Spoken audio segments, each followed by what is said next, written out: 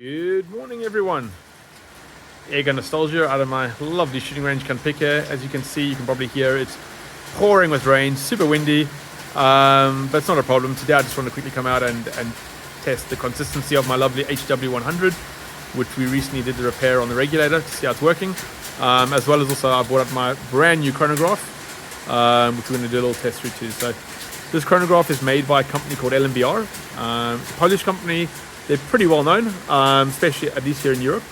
It's a proper old school chrono. It's not too fancy. It's got 3 buttons in the front. It runs with 2 cents at the bottom, and there's 2 cents at the top, which obviously calculates the speed in which the pellet is going through those 2 gates.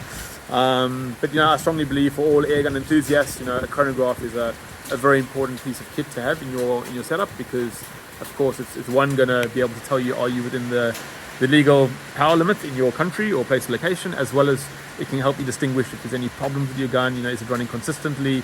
Most problems on the air rifle can normally be picked up straight away on a chronograph. So super important piece of kit.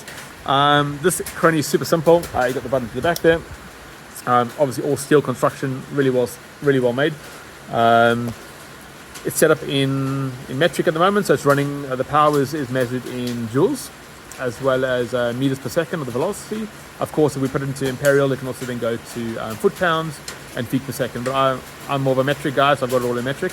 So yeah, this is my new chrono. I like it a lot. It's pretty solid. And then and then you've got the beautiful 100. So a bit of a different video today. The next video you're going to see is just going to be me shooting, say, 13, 14 shots over the chrono to more or less measure the consistency of the gun and to see how it works.